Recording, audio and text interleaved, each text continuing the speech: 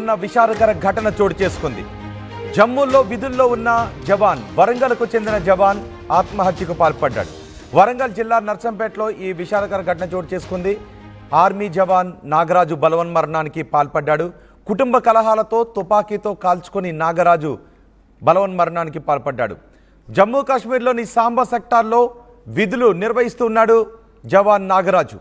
మృతదేహాన్ని వాళ్ళ కుటుంబ సభ్యులకు అప్పగించినట్టుగా తెలుస్తోంది ఆర్మీ అధికారులు. కుటుంబ కలహాలతోనే నాగరాజు బలవన్మరణానికి పాల్పడినట్టుగా తెలుస్తోంది. పూర్తి సమాచారం మా ప్రతినిధి వెంకటరత్నం అందిస్తారు.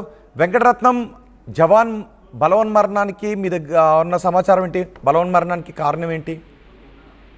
ఇది వ్యక్తిగత కారణాలు ప్లస్ కుటుంబ కలహాలే కారణం అన్నటువంటి ప్రాథమిక సమాచారం అయితే అందుతుంది రోహిత్. ఇప్పటి వరకు ఈ జమ్మూ కాశ్మీర్ లో కూడా తను విధులు నిర్వర్తిస్తున్నటువంటి సమయంలో సాంబా సెక్టార్ లో ఆర్మీ జవాన్ గా పనిచేస్తున్నటువంటి నాగరాజు కూడా ఆదివారం నాడు కుటుంబ సమస్యల వల్లనే మనస్తాపంతో తుపాకీతో కాల్చుకుని చనిపోయినట్టుగా తెలుస్తుంది. అయితే ఇక్కడ ఉన్నటువంటి బంధువులను కూడా వెళ్లి ఆర్టీవీ కలిసేటువంటి ప్రయత్నం చేసింది, కానీ వాళ్ళు మాట్లాడడానికి కూడా నిరాకరిస్తున్నారు. కానీ ఏం జరిగినటువంటి విషయాలు కూడా పూర్తిగా తెలవాల్సినటువంటి అవసరం అయితే అనిపిస్తుంది. ముఖ్యంగా భార్యాభర్తల మధ్యనే ఏదో మనస్తాపంతో మాట పెరిగి ఇదే కొద్దిగా తను ఆత్మహత్యకు పాల్పడినట్టుగా ప్రాథమిక సమాచారం అయితే అందుతుంది. కానీ ఆ కుటుంబ సభ్యులు కానీ బంధుమిత్రులు కానీ ఎవరు మాట్లాడడానికి ముందుకు రావడం లేదు. దీనికి సంబంధించి ఆర్మీకి నుండి 5 జవాన్లు కూడా ఈ ప్రస్తుతానికి నాగరాజు భౌతిక కాయాన్ని ఇక్కడికి తీసుకుని వచ్చారు. ఇక్కడ వారికి నివాళులు కూడా అర్పించేటువంటి పరిస్థితి కనిపిస్తుంది. ప్రస్తుతానికి ఆ చుట్టుపక్కల ఉన్నటువంటి బంధువులు అలాగే వారి కుటుంబ సభ్యులు దీనిపై మాట్లాడడానికి నిరాకరిస్తున్నటువంటి సమయంలో కూడా కొంతమంది ఇక్కడ గ్రామస్తులు కూడా అంటున్నారు, ఎందుకంటే ఇంత ఒక మంచి జాబ్ చేసుకుంటూ దేశం కోసం వీరమరణం పొందినటువంటి వాళ్ళు ఎంతో మంది ఉన్నారు, కానీ ఇట్లా మనస్తాపంతో ఒక పిరికి పంద చర్యగానే దీన్ని అభివర్ణిస్తున్నటువంటి పరిస్థితి. ఎందుకంటే ఆర్మీలో పనిచేస్తున్నటువంటి వాళ్ళు ఎంతో మానసిక స్థైర్యంతో పెళ్ళయిందా నాగరాజుకి? వివాహం అయ్యి 2 సంవత్సరాలు అవుతుంది. ప్రస్తుతానికి ఇంకా వాళ్ళకి సంతానం కూడా లేదు. ఇప్పుడు ఆర్మీ జవాన్ గా విధులు నిర్వర్తిస్తున్నటువంటి సమయంలో 2 ఏళ్ల క్రితమే తనకు వివాహం జరిగినట్టుగా తెలుస్తుంది. తన భార్య కూడా ఇంట్లోనే ఉన్నది, కానీ బయటికి ఎవరు రావడం లేదు. ప్లస్ మీడియా వాళ్ళను కూడా వాళ్ళు ఎవరు కలవడానికి ఇష్టపడడం లేదు. కారణాలు ఏందనేది కూడా ఒక సస్పెన్సే కనిపిస్తుంది. వారి తల్లిదండ్రులు కూడా దీనిపై మాట్లాడడానికి కూడా నిరాకరిస్తున్నారు. బంధువులు, ఫ్రెండ్స్ కూడా అక్కడికి వచ్చారు, కానీ మీడియాను రిక్వెస్ట్ చేస్తున్నటువంటి పరిస్థితి. ఎందుకంటే అసలు సమస్య ఏంటనేది కూడా పూర్తిగా తెలవాల్సినటువంటి అవసరం అయితే కనిపిస్తుంది. కాకపోతే ఇక్కడ ఉన్నటువంటి మిలిటరీకి సంబంధించినటువంటి వచ్చిన మిగిలిన కుటుంబ కలహాలతో అనే వార్తలు బయటకు వస్తున్నాయి. కుటుంబ కలహాలతో అని ఎందుకు, ఎవరు చెప్పారు? అంటే జవాన్ మరణించే ముందు ఏదైనా ఒక లెటర్ రాశాడా, లేదంటే ఏమన్నా వీడియో చేశాడా? అక్కడ ఉన్న తోటి సైనికులతో ఏమన్నా మాట్లాడా? ఆ వివరాలు ఏమన్నా తెలుస్తున్నాయా? అయితే ఇప్పటికీ తను అంతకు ముందు తన భార్యతో కూడా ఫోన్ లో మాట్లాడుతున్నటువంటి సందర్భంలోనే ఇక్కడ తన భార్య కూడా ఇక్కడ గ్రామం నుండి మాట్లాడుతున్నారు. అయితే ఇప్పటి వరకు ఈ కుటుంబ కలహాలు ఉన్నది వాళ్ళ సైనికులు కాకుండా ఇక్కడ నర్సంపేట గ్రామానికి చెందినటువంటి బంధువులు అలాగే ఫ్రెండ్స్ చెప్తున్నటువంటి సమాచారం ఇది. ఆర్మీ జవాన్లకు వాళ్ళకు కూడా ఏం తెలియదు.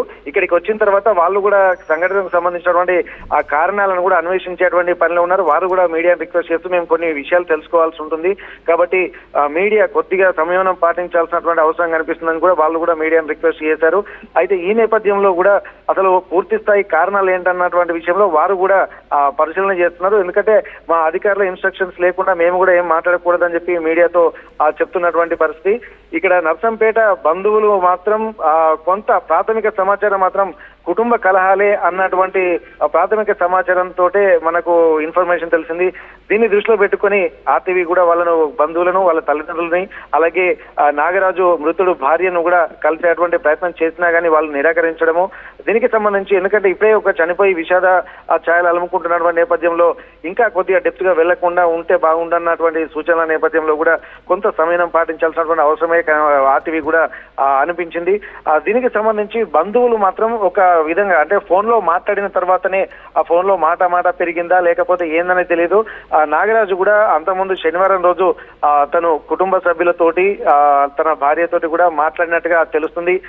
తర్వాత ఆ ఫోన్ లో ఏం సంభాషణ జరిగిందా లేకపోతే మాట ఎందుకు పెరిగింది, ఏమైనా విభేదాలు తలెత్తాయా అన్నటువంటి కోణంలో కూడా ఆలోచించాల్సినటువంటి అవసరం అయితే కనిపిస్తుంది. కానీ ఇక్కడ స్థానికులు తన ఫ్రెండ్స్ మాత్రం కొంత ఆవేదనకు నిర్వేదానికి కూడా లోనయ్యి మాట్లాడుతున్నారు. ఇక ఒక జవాను ఆత్మహత్య చేసుకునేటువంటి పరిస్థితులు ఏమొస్తాయి, ఎందుకంటే ఏదైనా ఉంటే సమస్యలకు ప్రతిదానికి పరిష్కారం ఉంటుంది, కానీ ఇట్లా ఆత్మహత్య సమస్యకు పరిష్కారం కాదు కదా అన్నటువంటి సూచనలే వినిపిస్తున్నాయి. ఇప్పటి వరకు వీరమరణం పొందినటువంటి వాళ్ళు ఉన్నారు, కానీ ఆర్మీ సైన్యంలో వండుకుంటూ అది విధులు నిర్వర్తించుకుంటూ సూసైడ్ చేసుకోవడాన్ని కూడా కొంత ఇబ్బందిగా తన ఫ్రెండ్స్ కూడా ఫీల్ అవుతున్నటువంటి పరిస్థితి. రోహిత్, రాయుడు వెంకటరత్నం, వరంగల్కు చెందిన ఒక జవాన్ జమ్మూలో విధులు నిర్వహిస్తూ ఉన్నాడు, జమ్మూలోని సాంబా సెక్టార్లో. అయితే కుటుంబ కలహాలతో అతను మనస్తాపానికి చెంది తన తుపాకీతో తానే కాల్చుకొని బలవన్మరణానికి పాల్పడ్డాడు. ఈ బలవన్మరణంతో వాళ్ళ కుటుంబ సభ్యులు ఇప్పుడు కన్నీరు మున్నీరుగా విలపిస్తున్నారు, కానీ కుటుంబ సభ్యులు మాత్రం ఎవరూ మాట్లాడడం లేదు. కుటుంబ కలహాలతోనే జవాన్ నాగరాజు ఆత్మహత్యకు పాల్పడినట్టుగా తెలుస్తూ ఉంది. నాగరాజు మృతదేహాన్ని కుటుంబ సభ్యులకు అప్పగించినట్టుగా తెలుస్తోంది.